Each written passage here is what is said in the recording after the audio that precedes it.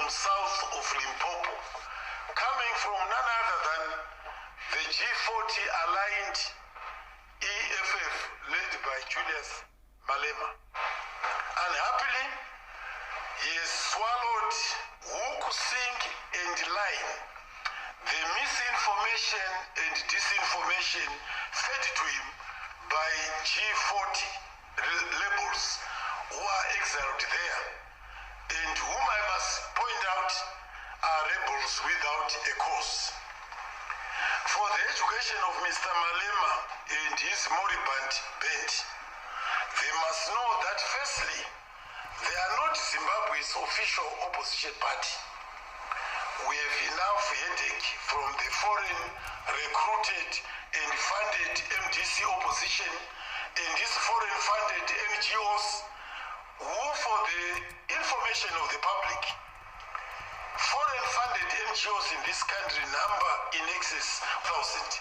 And this is in a country, a small country such as ours, which has a population of not more than 15 million, I beg your pardon.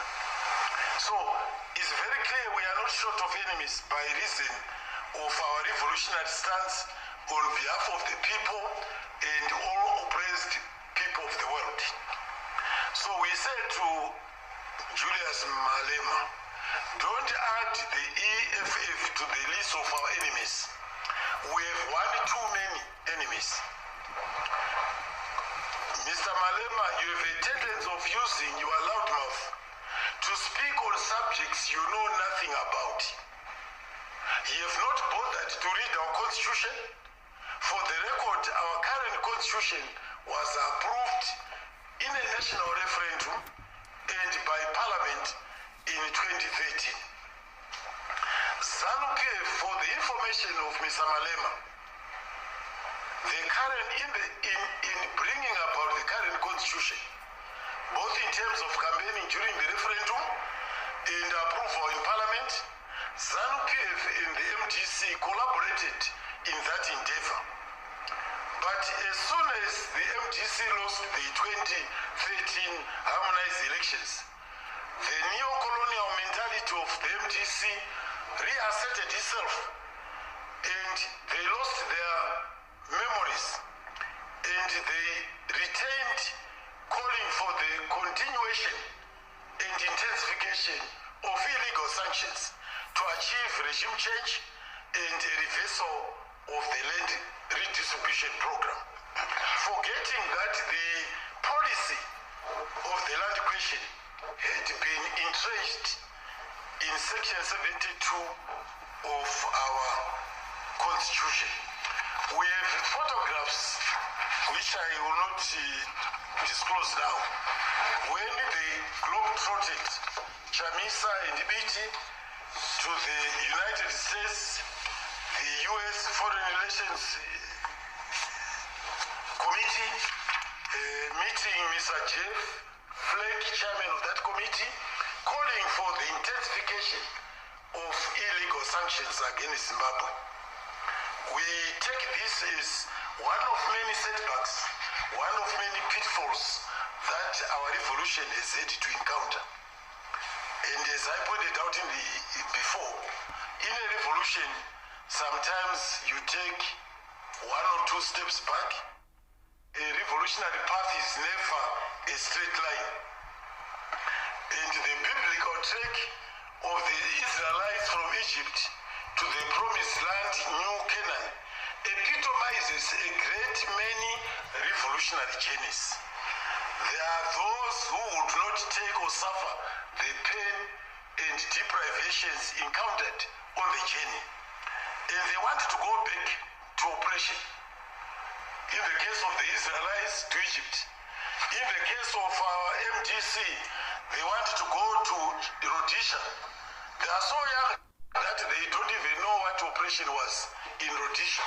So clearly, there's no yardstick by which they can compare. They were so young, they don't know what people of my generation went through. But anyway, they make the cries, and their education has not helped them to read history correctly, And obviously, even if they are given the books, they don't want to read anything of the sort. So perhaps unwittingly, the EFF under Julius Malema's leadership wants to take the people of Zimbabwe back to the era of oppression. In the case of the cause of black South Africans, the EFF, by breaking ranks from the ANC, has helped to undermine the cause of the revolution of black South African people. And I want to say this to Mr. Julius Malema. Making inflammatory speeches and donning red worksuits and berets do not make a revolution. A true revolutionary, which by the way you are not, first and foremost would acquaint himself with the concrete situation he is facing and would plot step by step the tactics and strategies on how he can attain his revolutionary goal. By breaking ranks from the ANC, and we don't know who is funding you, you temporarily destabilized and weakened the black South Africans' march towards total economic emancipation and independence. I use the word temporarily. You will never succeed to weaken completely the cause of the black South Africans in their march towards total economic emancipation and independence. In a revolution, unity of all progressive forces is imperative. Mr. Malema, you chose the path of disunity. And what have you achieved besides making noises? Nothing. So ZANU-PF says to Mr. Julius Malema and his EFF, for God's sake, stop poking your G40 scented nose in Zimbabwe's domestic affairs. I thank you for your attention. Thank you.